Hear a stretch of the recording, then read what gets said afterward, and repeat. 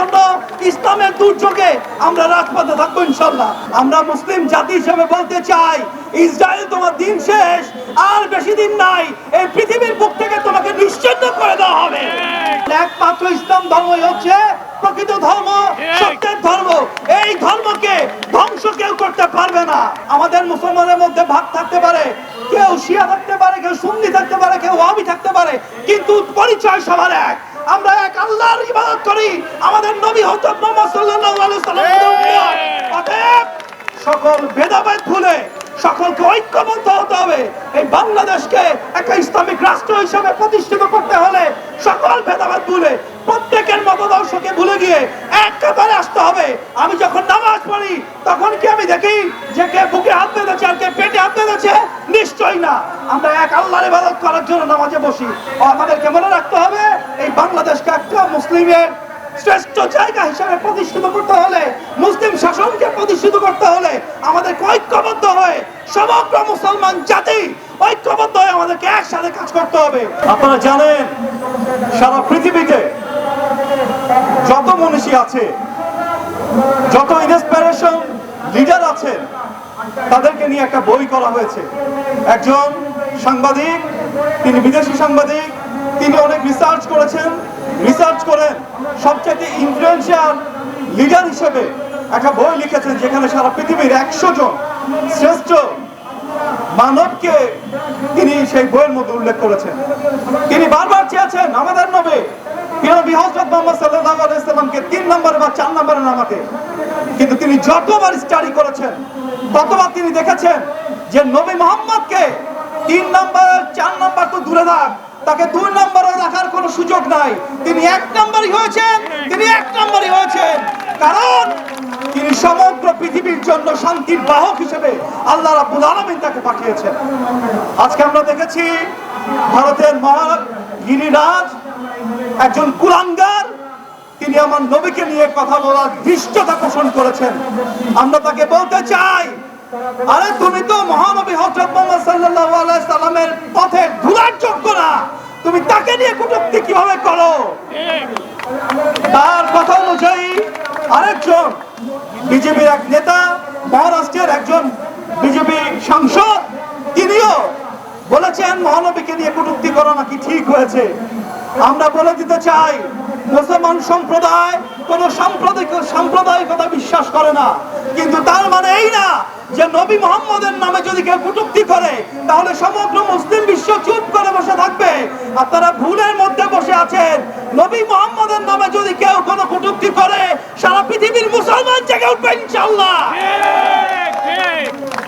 আমরা শুধু ভারতকে বলবো না, এর আগেও দেখেছি আমরা ফ্রান্সেও তাদের যে প্রেসিডেন্ট ইমানুয়েল মাক্রন, তিনি আমার নবীকে নিয়ে কটূক্তি করেছিলেন। তাতে কি হয়েছিল? সমগ্র বাংলাদেশের মানুষ তাদের পণ্য বয়কট করেছিল।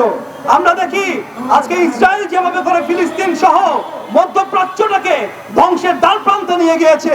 আমরা মুসলিম জাতি হিসেবে বলতে চাই, ইসরায়েল তোমার দিন শেষ, আর বেশি দিন নাই, এই পৃথিবীর বুক থেকে তোমাকে নিশ্চিহ্ন করে দেওয়া হবে। আজকে আমেরিকাকে বলতে চাই, আপনি আপনার বাণিজ্য নিয়ে বসে থাকেন, আপনি এই ইসরায়েল থেকে শুরু করে সমগ্র বিশ্বে অস্ত্র বিক্রির নামে মুসলমানদেরকে ধ্বংসের পায়তারা করছেন, কিন্তু আপনি ভুলে গেছেন এই মুসলিম জাতি বিশ্বের রহমত হিসেবে এই মুসলিম জাতি বিশ্বে রয়ে গেছে, এবং এই মুসলিম জাতি এই বিশ্বকে প্রতিনিধিত্ব করবে ইনশাআল্লাহ। আর বেশি দিন নাই। সারা পৃথিবীতে যেভাবে করে মুসলিমদের সংখ্যা দিন দিন বাড়ছে, আজকে আমেরিকা সহ ভারত সহ সারা পৃথিবীতে প্রতিদিন মুসলমানের সংখ্যা বাড়ছে, এবং এই মুসলমানের সংখ্যা বাড়তে থাকবে, কারণ একমাত্র ইসলাম ধর্মই হচ্ছে প্রকৃত ধর্ম, সত্যের ধর্ম। এই ধর্মকে ধ্বংস কেউ করতে পারবে না। বহুবার চেষ্টা হয়েছে, এই বাংলাদেশেও বহুবার চেষ্টা হয়েছে, হিন্দুদেরকে সহ বিভিন্ন ধর্মের যারা অনুসারী আছেন তাদেরকে এস্টাবলিশ করার চেষ্টা করা হয়েছে, কিন্তু বাংলাদেশের মুসলমান তাদের সকল ষড়যন্ত্র নাশাত করে দিয়েছে, সকল ষড়যন্ত্র পরাজিত হয়েছে। কারণ এই বাংলাদেশের মুসলমান হচ্ছে শান্তির দূত। তারা সমগ্র বাংলাদেশে আমরা কি যেভাবে হিন্দু, বৌদ্ধ, খ্রিস্টান সহ সবাই মিলেমিশে বসবাস করি, এত সুন্দরভাবে সারা পৃথিবীতে কেউ বসবাস করতে পারে না। আমরা সমগ্র জাতি একটা সুন্দর বাংলাদেশ গড়ার প্রত্যয় নিয়ে এগিয়ে যাচ্ছি এবং সেই এগিয়ে যাওয়া যেন বন্ধ না হয়। আমরা আজকে দেখতে পাই কিছু বিশৃঙ্খল লোকজন এই মাজার ভাঙার নাম করে বিভিন্ন জায়গাতে মসজিদে হামলা করছে। আমরা বলতে চাই এ ধরনের কাজ বাংলাদেশের মতো মুসলিম রাষ্ট্রে চলবে না। যদি কেউ ষড়যন্ত্র করে থাকে আমরা তাদেরকে বলতে চাই তোমরা থেমে যাও। এ ধরনের ষড়যন্ত্র বাংলাদেশে আমরা মেনে নেব না। সে যেই হোক না কেন, আমাদের মুসলমানের মধ্যে ভাগ থাকতে পারে, কেউ শিয়া থাকতে পারে, কেউ সুন্নি থাকতে পারে, কেউ ওয়াহাবি থাকতে পারে, কিন্তু পরিচয় সবার এক। আমরা এক আল্লাহর ইবাদত করি। আমাদের নবী হযরত মুহাম্মদ সাল্লাল্লাহু আলাইহি ওয়াসাল্লাম। অতএব সকল ভেদাভেদ ভুলে সকলকে ঐক্যবদ্ধ হতে হবে। এই বাংলাদেশকে একটা ইসলামিক রাষ্ট্র হিসেবে প্রতিষ্ঠিত করতে হলে সকল ভেদাভেদ ভুলে প্রত্যেকের মতাদর্শকে ভুলে গিয়ে এক কাতারে আসতে হবে। আমি যখন নামাজ পড়ি তখন কি আমি দেখি যে কে বুকে হাত বেঁধেছে আর কে পেটে হাত বেঁধেছে? নিশ্চয়ই না। আমরা এক আল্লাহর ইবাদত করার জন্য নামাজে বসি। আমাদেরকে মনে রাখতে হবে এই বাংলাদেশকে একটা মুসলিমের শ্রেষ্ঠ জায়গা হিসেবে প্রতিষ্ঠিত করতে হলে, মুসলিম শাসনকে প্রতিষ্ঠিত করতে হলে আমাদের ঐক্যবদ্ধ হয়ে সমগ্র মুসলমান জাতি ঐক্যবদ্ধ হয়ে আমাদেরকে একসাথে কাজ করতে হবে।